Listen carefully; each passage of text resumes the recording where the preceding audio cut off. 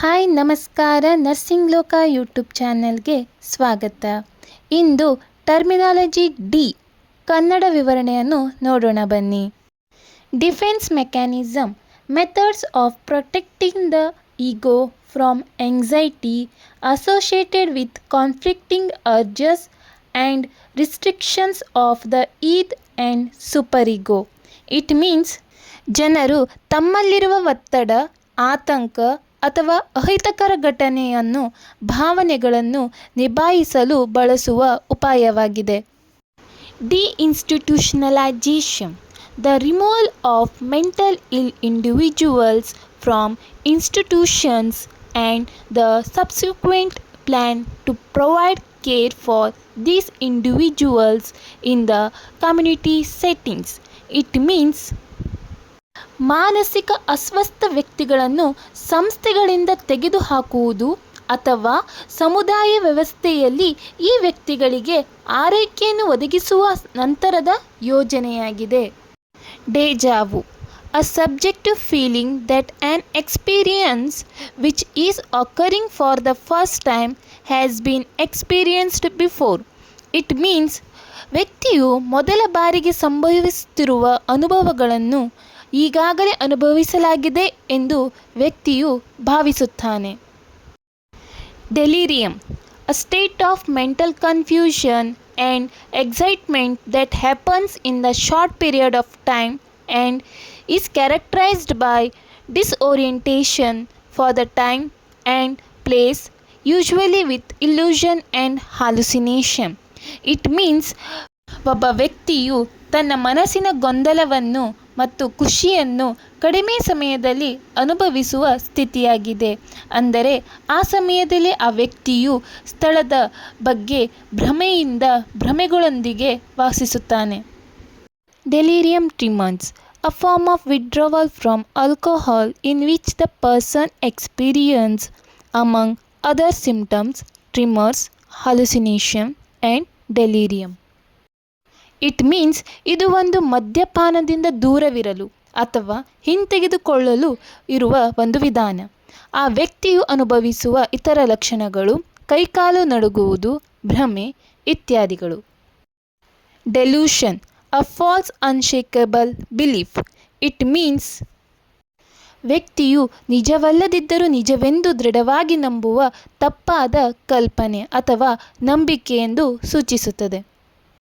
Bizarre delusion, a false belief that is highly improbable, not understandable within the context of a person's culture, and not derived from the ordinary life experience.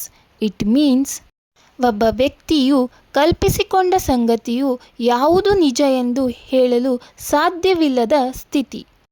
The delusional perception, the first change may be attaching a new significance to a familiar percept without any reason.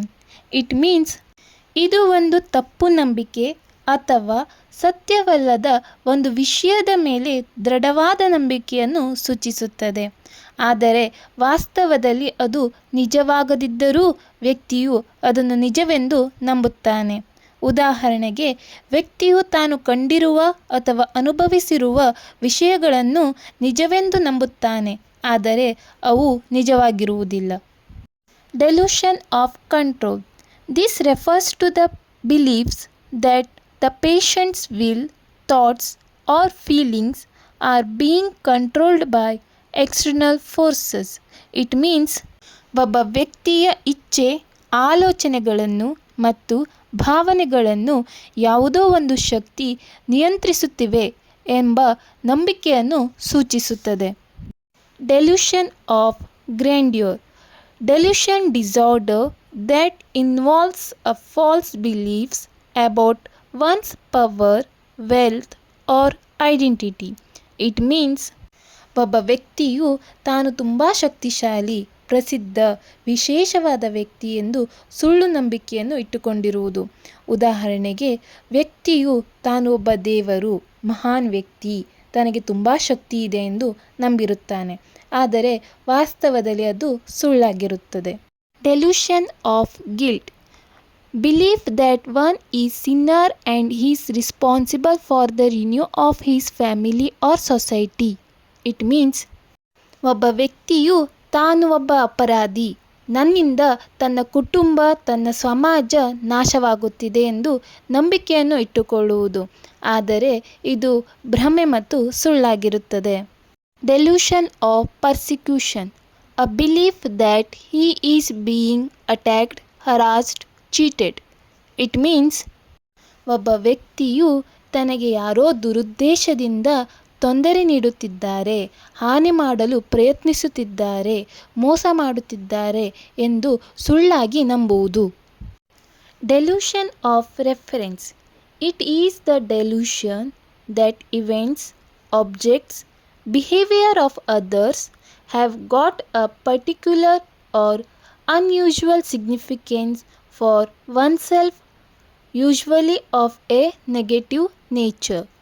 It means ಹೊರಗಿನ ಘಟನೆಗಳು ಅಥವಾ ಕ್ರಿಯೆಗಳು ತನ್ನ ಬಗ್ಗೆಯೇ ನಡೆಯುತ್ತಿದೆ ಎಂದು ಯೋಚಿಸುವುದು, ಆದರೆ ವಾಸ್ತವದಲ್ಲಿ ಅಂತಹ ಯಾವುದೇ ವಿಷಯದ ಬಗ್ಗೆ ನಡೆದಿರುವುದಿಲ್ಲ. ಉದಾಹರಣೆಗೆ, ಇತರರು ಮಾತನಾಡುವಾಗ ಅವರು ತನ್ನ ಬಗ್ಗೆಯೇ ಮಾತನಾಡುತ್ತಿದ್ದಾರೆ ಎಂದು ತಪ್ಪು ತಿಳಿದುಕೊಳ್ಳುವುದು. Dementia, global impairment of cognitive functioning that is progressive and interference with social and occupational abilities. It means ಇದು ಮೆದುಳಿನ ಫಂಕ್ಷನ್ಸನ್ನು ಕಡಿಮೆ ಮಾಡುತ್ತದೆ ಮತ್ತು ಈ ಸ್ಥಿತಿಯಲ್ಲಿ ಸಮಸ್ಯೆಯ ಬಗೆಹರಿಸುವ ಸಾಮರ್ಥ್ಯ ಮತ್ತು ಭಾಷೆಯನ್ನು ಅರ್ಥ ಮಾಡಿಕೊಳ್ಳುವ ಸಾಮರ್ಥ್ಯ ಹದಗೆಟ್ಟಿರುತ್ತದೆ ಮತ್ತು ತಮ್ಮ ದೈನಂದಿನ ಜೀವನದ ಕೆಲಸ ಕಾರ್ಯಗಳು ಕೂಡ ನಿಧಾನಗತಿಯಲ್ಲಿ ಸಾಗುತ್ತಿರುತ್ತದೆ.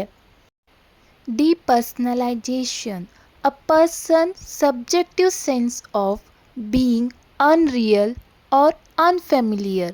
It means ಒಬ್ಬ ವ್ಯಕ್ತಿಯು ತನ್ನ ಭಾವನೆಗಳು ತನ್ನ ಸುತ್ತಮುತ್ತಲಿನ ಪ್ರಪಂಚದಿಂದ ದೂರವಿರುವಂತೆ ಭಾವಿಸುವ ಒಂದು ಮಾನಸಿಕ ಸ್ಥಿತಿಯಾಗಿರುತ್ತದೆ. ಡಿರಿಯಲೈಜೇಷನ್, a subjective sense that the environment is strange or unreal, a feeling of changed reality. It means ಒಬ್ಬ ವ್ಯಕ್ತಿಯು ತನ್ನ ಸುತ್ತಮುತ್ತಲಿನ ವಾತಾವರಣ ಯಾರಿಂದಲೋ ಸೃಷ್ಟಿಯಾಗಿರುವುದು, ಇದು ಸ್ವಾಭಾವಿಕವಲ್ಲ ಎಂದು ತಿಳಿದಿರುವುದು. ಡಿಸ್ಓರಿಯಂಟೇಷನ್ refers to a state where an individual lacks awareness of their current time, location and personal identity. It means ಒಬ್ಬ ವ್ಯಕ್ತಿಯು ತನ್ನ ಸುತ್ತಮುತ್ತಲಿನ ಪರಿಸರ, ಸಮಯ ಮತ್ತು ತನ್ನ ಸ್ವಂತಿಕೆಯ ಬಗ್ಗೆ ಗೊಂದಲಕ್ಕೊಳಗಾಗುವ ಮನಸ್ಥಿತಿ. ಉದಾಹರಣೆಗೆ, ಒಬ್ಬ ವ್ಯಕ್ತಿಯು ತಾನು ಯಾವ ಸ್ಥಳದಲ್ಲಿದ್ದೇನೆ, ತಾನು ಯಾರು, ಏಕೆ ಬಂದೆ ಎಂಬ ಗೊಂದಲಕ್ಕೊಳಗಾಗುವ ಮನಸ್ಥಿತಿ. Dyslexia, difficulties in decoding the words, understanding return language and spelling. It means ಇದು ಕಲಿಯಲು ಸಾಧ್ಯವಾಗದ, ಅಂದರೆ ಓದಲು, ಬರೆಯಲು ಅಥವಾ ಲಿಖಿತ ಭಾಷೆಗಳನ್ನು ಅರ್ಥ ಮಾಡಿಕೊಳ್ಳಲು ಅಥವಾ ಕಲಿಯಲು ಕಷ್ಟವಾಗುವುದು. Dystonia, the muscle rigidity that affects the posture, gut and eye movements. It means ಸ್ನಾಯುಗಳು ಸೆಳೆತಕ್ಕೆ ಉಂಟಾಗುವ ಒಂದು ನ್ಯೂರೋಲಾಜಿಕಲ್ ಪ್ರಾಬ್ಲಮ್, ಅಂದರೆ ಸ್ನಾಯುಗಳು ಇನ್ವಾಲಂಟ್ರಿ ಮೂಮೆಂಟ್ ಆಗುತ್ತದೆ, ಇದನ್ನು ನಿಯಂತ್ರಿಸಲು ಸಾಧ್ಯವಿಲ್ಲ. The next video, E and F terminology. Thank you for watching. Please do like, share, comment and subscribe to our channel. Thank you.